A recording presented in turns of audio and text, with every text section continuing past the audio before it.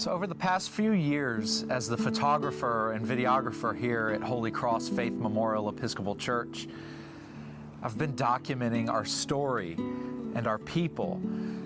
I've helped out with a lot of different projects, whether it's events, whether it's holy days, live streaming the services, or it's conversations, archives conversations with our parishioners. And a lot of what we've been doing the past few years is we've been looking back in our history at where we've been, where do we come from, the history of this church, the people that built this place. We're very lucky here at Holy Cross that we have this amazing campus and that we have some old historical buildings that hold a lot of value, that they have a lot of character. We have the chapel, we have the parish house, and we remember these names like Miss Ruby, Reverend Forsyth. We still have members of the Brown family that are part of our congregation who helped continue this church, who helped bring us from a time where this church was small, it wasn't growing, and it looked for a time like it might fade away. And they opened their arms to change. They opened their arms to new people, to growth. And here we are a few decades later with this amazing campus, with this amazing sanctuary, the parish house preserved, the chapel, the Baskerville Food Pantry, the Smith Medical Clinic, St. Elizabeth's Place. We have all these ministries here on this amazing campus. And that was only possible through the people that were here. And so it's been an amazing pleasure to go down this path of our history, of our story, and to help tell and help share our story through our YouTube channel or through Facebook. I've been listening a lot, and as someone who's born in this area, a native to Pawleys Island, I didn't know much about this campus, about this little part, this neighborhood, this community of Pawleys. And I've learned a ton about the time period before I was born, but also the time period when I was coming up, when I was young. How all this land was owned by one family, a family that had been here a very long time, the Brown family, and that they gave this land and this place so that it could grow and that God's mission could become something greater. I'm sure if we go back 20 years to that little chapel and to the small congregation that was unsure of the future, unsure of whether they were going to grow or fade away, and they were trying to make a decision. What do we do? Do we allow new people in? Do we allow in a new pastor, a new community? How will it change this church? And it did change the church. However, it also allowed this church to grow and to become this amazing place it is today. And today we look back on the past 20 years and we understand how blessed we are by our heritage, by our community, by our diversity. We look at this amazing campus as the stewards of this place. We take care of these buildings and these hallowed grounds, and we also enjoy this place. We have events here, meetings here. We come here for solace. We're about to have a Lenten lunch. This place has truly become a gathering place for the entire community. Part of the looking back into the past and reflecting on the people and the stories that make us who we are, you also can't help but to look forward, to look into the future. I'm relatively young. I'm in my early 30s, and I look forward to one day having a family. I look forward to being a member of this church for a very long time. I wonder, in 20 years, what's it going to be like here? I'm pretty sure it's going to be pretty similar. I'm pretty sure that we're still going to have the birds and the quiet. We might grow a little bit. We might have an extra building behind me, but the spirit of this place is going to stay the same because the stewardship practices, because of the ethos that we hold here, that this is a sanctuary to serve God, to allow us to serve God.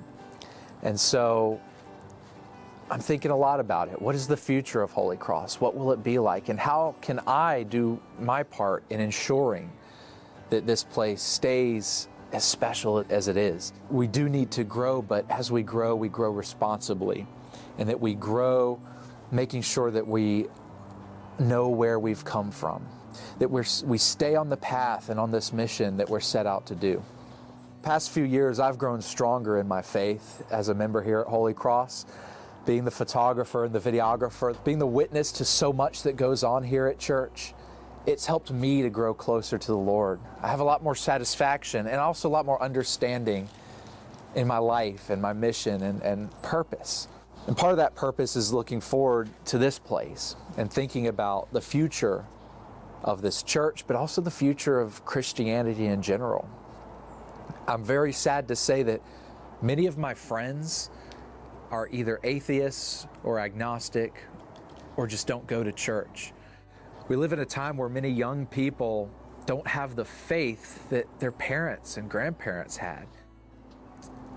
And I just know that we have to solve it, that we need Christianity on the rise. We need faith on the rise. There's so many things that we benefit from, but we have to understand our place in this world, and that without us as a population understanding, without us understanding that there's a greater mission and a greater point to it all, we stray off the path.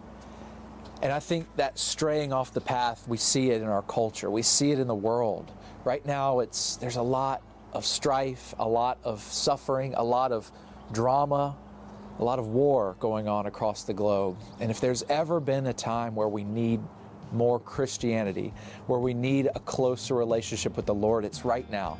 This country has become very divided, and I think we all understand that through God we come together. And so I think 20 years in the future, and what is the future of Christianity? Right now it seems like we might be on the back step across the nation, but I do know that here at Holy Cross, we're still moving forward. We're still growing. We have momentum. We have an amazing community. Today, the parking lot is full. From the Baskerville Food Pantry, the Smith Medical Clinic, to meetings in the parish house, to this Lenten lunch, our parking lot and our campus is full every day of the week, not just on Sundays. You come here any day of the week and the doors are open and people are here working for the Lord's ministry.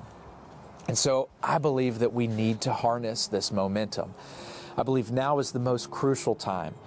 Facing all the strife going on in this country and across the world, understanding that young people have moved away from Christ, we need to welcome more people into this church, into this community, and I think building a new building is a huge part in that. We have a lot of needs. We have these amazing historical buildings, this amazing campus. However, these old buildings have issues. They need some care, they need some TLC, but also, in order for us to give these older buildings their proper care, we need more space to spread out. Right now, there's a lot of places in the chapel and in the parish house that are being used for storage. If we had a new building, we could open up the chapel for worship again. It can be a draw that people can come from the outer community to our campus to visit the parish house and to continue the legacy that's gone on there so long. I know that a new building, a big part of it will be more spaces for our youth, to grow our youth programs. There will be a new nursery, a library space, and a new playground. And this is extremely important because as we try to attract young families and young people, we need to show them, hey, we have these new, safe places for our youth to play and to learn and to grow. We need to be able to have also places where communities can meet, where our parish can meet. We need a community hall. We need spaces to do interviews like this. We also need new office space for our staff. Going up and down those steps in the parish house is difficult, and it's especially difficult for our parishioners and community members who need to meet with our staff and our clergy. In my opinion, having this new building, it allows us that room to grow. It allows us that room to spread out. It allows us spaces to dedicate to our youth, to our staff, to our clergy, to have more spaces for meetings. I look forward to having more quiet space indoors where we can do these candid conversations, where we can have our archives interviews. A lot of times we do these interviews and there might be something else going on in the sanctuary. I think this building is an amazing opportunity to continue to grow. It's an amazing opportunity to take this momentum that we have right now and to push it even harder, because we just paid off our sanctuary. We've come so far because of you, because of the people that built this church, the people that came before me. built this place, ensured its survival. Well, now we're at another crossroads where we have to look for the next 10 and 20 years. And how do we ensure that we continue to survive and thrive and grow? And I think that that is a new building that is spreading out, new spaces. It will allow us to attract more people. And it's a task.